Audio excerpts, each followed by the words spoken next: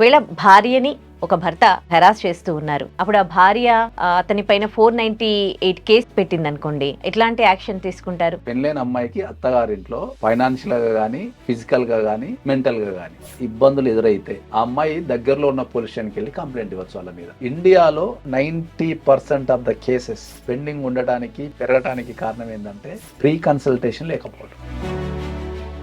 Welcome to I dream legal talk special programme with senior advocate Nageswararao Pujari గారు. Hello అండి. ఒకవేళ భార్యని ఒక భర్త ఇబ్బంది పెడుతూ ఉన్నారు, హెరాస్ చేస్తూ ఉన్నారు, అప్పుడు ఆ భార్య అతని పైన 498 కేసు పెట్టింది అనుకోండి, ఎట్లాంటి యాక్షన్ తీసుకుంటారు? 498 కేసు అంటే ఏంటి? భర్తలు భార్యలు హెరాస్మెంట్ చేసే రోజులు పోయినాయి. అట్లంటారా? భార్యలే భర్తనే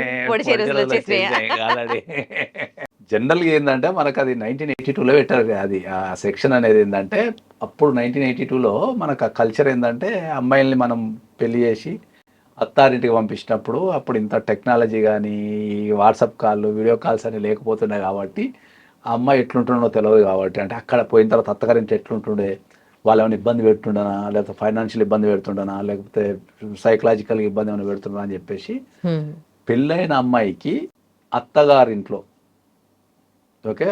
పెళ్ళైన అమ్మాయికి అత్తగారింట్లో ఫైనాన్షియల్ గా కానీ, లేకపోతే ఫిజికల్ గా కానీ, మెంటల్ గా కానీ, మూడు ఫైనాన్షియల్, ఫిజికల్, మెంటల్, ఈ మూడు రకాల ఇబ్బందులు ఎదురైతే ఆ అమ్మాయి దగ్గరలో ఉన్న పోలీస్ స్టేషన్కి వెళ్ళి కంప్లైంట్ ఇవ్వచ్చు వాళ్ళ మీద.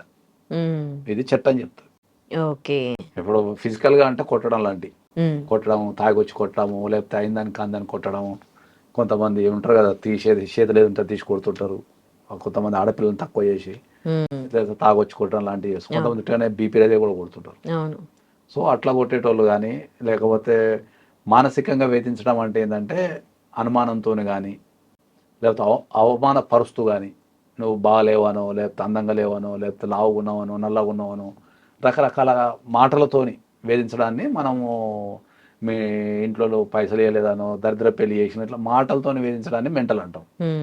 ఫిజికల్ అంటే కొట్టడం, దాడి చేయడం లాంటివి. ఫైనాన్షియల్ అంటే ఏంటంటే ఆమెకి ఫైనాన్షియల్ గా ఆమెకి ఇవ్వాల్సిన ప్రొవైడ్ చేయకపోవటం, అంటే ఇట్లకు సామాన్లు ఇవ్వకపోవటం, కావాల్సిన కూడు గుడ్డ బట్ట ఆమెని ఫైనాన్షియల్ గా మంచిగా చూసుకోవడం లాంటి మూడు ప్రాబ్లమ్స్ ఎదురైనప్పుడు అమ్మాయి దగ్గరలో ఉన్న పోలీస్ స్టేషన్కి వెళ్ళి కేసు పెట్టాలి. పూర్వకాలంలో ఏంటంటే అది కేసు చట్టం తెచ్చిన కొత్తలో ఆ కేసు పెట్టగానే ఆమె ఎంతమంది పేర్లు అయితే రాస్తుండనో అంతమందిని అరెస్ట్ చేసి జైలు వేస్తుంది. అట్లా వేయటం ద్వారా ఏమవుతుందంటే కొన్ని సందర్భాలలో ఫాల్స్ కేసెస్ పడే అవకాశం ఉండే. రెండోది, ఇట్లాంటి కేసులు పెట్టడం వల్ల కుటుంబ సభ్యులందరూ అరెస్ట్ కావడం వల్ల ఆ అమ్మాయి జీవితం కూడా, వీళ్ళు మళ్ళీ ఒకసారి అరెస్ట్ చేసిన తర్వాత ఆ అమ్మాయిని మళ్ళీ మంచిగా చూసుకోరు కదా, మమ్మల్ని అరెస్ట్ చేయించడం అంటారు కదా అని, ఇట్లాంటితోని కుటుంబాలన్నీ బాగా ఇండియాలో ప్రాబ్లం అవుతున్నాయని ఆ అమ్మాయి రాసిన పేర్ల నుంచి దూరపు చుట్టాలని తీసేసిండ్రు. కొంతకాలం దూరపు చుట్టాలని పట్టించుకోలే, క్రమక్రమంగా దూరపు చుట్టాల నుంచి మళ్ళీ ఇంట్లో ఉన్న భర్తకు సంబంధించిన అన్నల్ని తమ్ముల్ని ఇట్లా అరెస్ట్ చేయకుండా తీసేసిండు. అట్లా అది మోడిఫై అవుతూ లాస్ట్కి ఏంటంటే ఇప్పుడు అరెస్ట్ అనే పదం లేదు. అమ్మాయి వెళ్ళి కంప్లైంట్ ఇచ్చినప్పుడు అరెస్ట్ అనే పదం ఇప్పుడు లేదు. ఎవరిని అరెస్ట్ చేయరు అన్లెస్ అంటిల్ ఆ అమ్మాయికి దెబ్బలు ఉన్న దాకి ఏమన్నా భయంకరమైన పరిస్థితులు ఉంటే తప్ప అరెస్ట్ లేదు. జనరల్ అలిగేషన్స్ మీద అరెస్ట్ లేదు. 99.9% జనరల్ అలిగేషన్సే ఉంటాయి. అంటే ఈ వేధింపులే ఉంటాయి తప్ప సీరియస్ అలిగేషన్స్ అంటే ఈ కొట్టడాలు, రక్తాలు కడటాలు లాంటివి ఉండవు. ఎక్కడో ఒక 1-2% ఉంటాయి కానీ ఉండవు. సో ఎప్పుడైనా ఒక అమ్మాయి కనుక వెళ్ళి 498 కంప్లైంట్ ఇస్తే దాని మీద ఎంక్వైరీ చేసి వాళ్ళు కౌన్సిలింగ్ అటెండ్ చేస్తారు. ఫస్ట్ కౌన్సిలింగ్ ఇచ్చిందంటే ఇద్దరిని కూర్చోబెట్టి ఇద్దరి వాదనలు వింటారు. వీళ్ళ అలిగేషన్స్ వాళ్ళ అలిగేషన్స్ని కలపటం కానీ విడగొట్టడం కానీ చేస్తారు. ఒకవేళ కలిసిపోతామని ఎవరిని ఒకలా అంటే వాళ్ళని కలపడానికి మ్యాక్సిమం కలపడానికి ట్రై చేస్తారు అందరూ. కొంతమంది విడిపోతానికంటే అక్కడే విడగొట్టి కోర్టుకి వెళ్ళి మ్యూచువల్ డైవర్స్ అప్లై చేసుకోమని చెప్తారు. సో ఈ కలపటం కానీ విడగొట్టడం కానీ జరగలేదు అనుకో, కోర్టులకు వెళ్ళి ప్రూవ్ చేసుకోపోండి అని చెప్పేసి పోలీసు వాళ్ళు ఈ కేసుని షార్ట్ షీట్ ఫైనల్ చేసి కోర్టులో సబ్మిట్ చేసేస్తారు. So they need to prove the court. Okay, ఇంత చెప్పినా కూడా, ఎంతైతే మనం అరెస్ట్ లేదు 498 అని చెప్పినా కూడా ఇప్పుడు కూడా చాలా మంది భయపడుతుంటారు 498. ఇప్పటికి ఈ రోజుల్లో కూడా పెద్ద పెద్ద చదువుకున్న వ్యక్తులు కూడా పోలీస్ స్టేషన్కి వెళ్ళడానికి భయపడతారు. పోలీస్ స్టేషన్ అనేది ఒక ఫోబియా. ఇక పోలీస్ స్టేషన్ నుంచి కాల్ వచ్చింది అంటేనే ఇక వాళ్ళు తత్తరబిత్తరైపోయి ఇక వాళ్ళు భయపడిపోయి వాళ్ళు రకరకాలుగా భయపడుతుంటారు.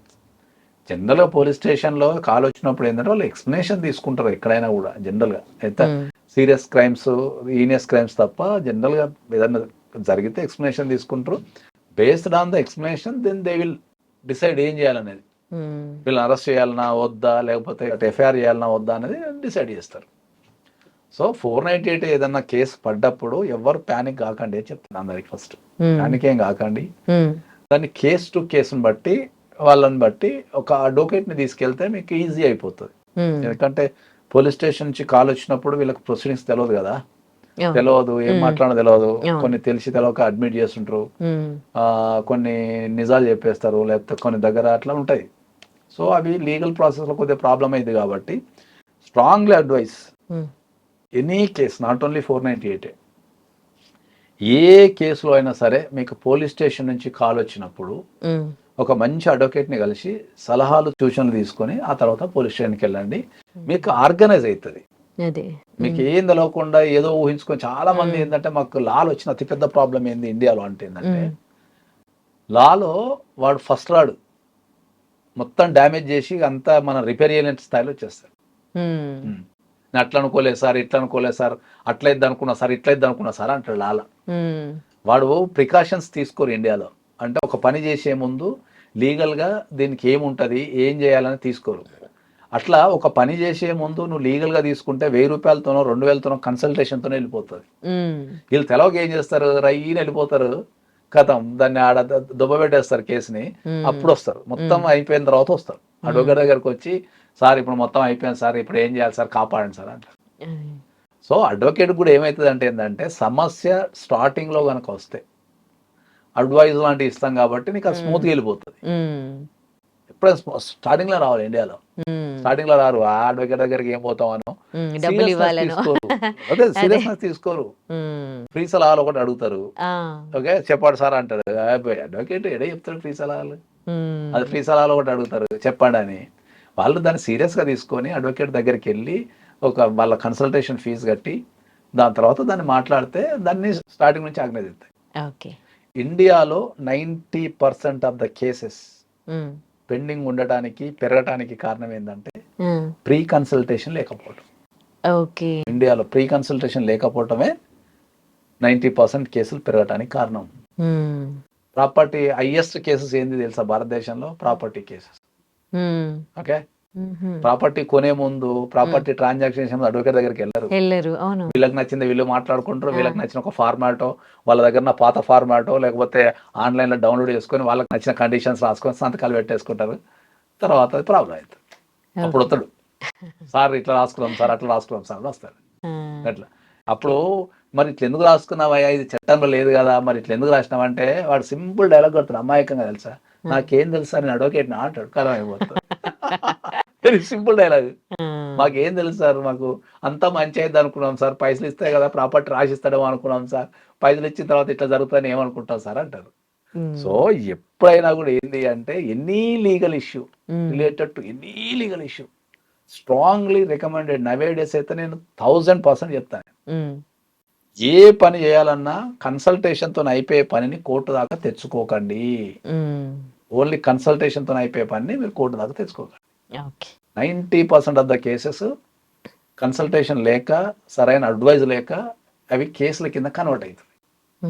కాబట్టి ఏ ట్రాన్సాక్షన్ చేయాలన్నా సరే go to the advocate, take a consultation, ఒక మంచి ప్రాపర్ అడ్వైజ్ తీసుకొని పోతే మీకు సమస్యలు అంటే రావు జీవితంలో. అది ఇంక్లూడింగ్ 498 కూడా. 498 వచ్చరికి ఏమైందంటే 90% ఆఫ్ ద 498 కేసెస్ ఇండియాలో డిస్మిస్ అవుతాయి. అమ్మాయిలు పెట్టిన కేసెస్. 100 మంది అమ్మాయిలు కేసు పెడితే 90 కేసులు డిస్మిస్ అవుతాయి, అబ్బాయిలు గెలుస్తారు, ఒక 10% శిక్ష పడతారు. దానికి ప్రధాన కారణం ఏంటి అంటే వాళ్ళకు రాయనికి రాదు కంప్లైంట్, వాళ్ళు ఎమోషన్ రాస్తారు, లీగల్ రాయరు. అర్థమైందా? కంప్లైంట్ త్రూ అడ్వకేట్ అయితే మీకు అడ్వకేట్కి ఎమోషన్ ఏముంటుంది, వాళ్ళు లీగల్గా రాస్తాం. మేము లీగల్గా ఏది వ్యాలిడ్ ఉంటుంది, ఏది ఇన్వాలిడ్ ఉంటుంది, ఏం ప్రూవ్ చేయగలుగుతాం, ఏ స్టేజ్లో ఏముంటుందని రాయగలుగుతాం. సో ఎప్పుడైనా ఏంటంటే అమ్మాయిలు ఓడిపోవడానికి ప్రధాన కారణం ఏంటంటే వాళ్ళకి కంప్లైంట్ రాయడానికి రాదు. వాళ్ళు అక్కడ పోతారు, ఆ ఎమోషన్ అంతా రాసేస్తారు దాంట్లో. ద కంప్లైంట్ చదివితే దాంట్లో ఎమోషన్ క్యారీ అవుతుంటుంది కదా తప్ప లా క్యారీ కాదు అది. ఓకే. సో మళ్ళీ వాళ్ళు వచ్చి సింపుల్గా ఏమంటారంటే అయిపోయిన తర్వాత వచ్చి అప్పుడు ఏమంటారంటే మాకేం తెలుసు సార్ అంటారు కదా. ఎవరైనా ఒక సింగ్ మాకు ఏం తెలుసు సార్, మేము మాకు చట్టం తెలిస్తే మీ దగ్గరికి ఎందుకు వస్తుంది సార్ అంటారు. అంతే. ఇవి వచ్చేది ఏదో ముందే వచ్చేసిన అనుకో, అదే. కంప్లైంట్ రాయటం కూడా స్ట్రాంగ్ గా రాసుకోవడం కానీ, అబ్బాయిలు అనుకో ఒకవేళ అమ్మాయి కంప్లైంట్ ఇస్తే ఏం ప్రికాషన్స్ తీసుకోవాలా. ఎందుకంటే చాలా మంది ఇవాళ రేపు ట్రావెలింగ్ చేస్తున్నారు చదువు కోసమో జాబ్ కోసమో. మనకు ప్రపంచం కుగ్రామం అయిపోయింది. సో ఏమవుతుందంటే అమెరికాకు ఇతర దేశాలకు చదువుల కోసం వెళ్ళినప్పుడు ఈ క్రిమినల్ కంప్లైంట్స్ వాళ్ళ కెరీర్ని ఒక 2-3 సంవత్సరాలు వెనక్కి లాగేస్తున్నాయి. సో ఇక్కడ స్ట్రాంగ్లీ రికమెండెడ్ ఏంది, ఇటు అమ్మాయి అయినా అటు అబ్బాయి అయినా ఇష్యూలు ఉన్నప్పుడు కంపల్సరీ ఒక ఎక్స్పర్ట్ అడ్వకేట్ని కనుక కలవగలిగితే వాళ్ళు గైడ్లైన్స్ తీసుకుంటే మీకు కేసులు అయ్యే అవకాశం తగ్గిపోతుంది, లీగల్గా స్ట్రాంగ్ ఉంటారు, మీరు దాని నుంచి ఈజీగా బయట అవకాశం ఉంటుంది. అందరు కేసులు అయిన తర్వాత పెట్టుకొని ఇళ్ళలు కొట్టుకున్న తర్వాత వస్తారు మా దగ్గరికి. Right. Thank you so much for your advice అండి.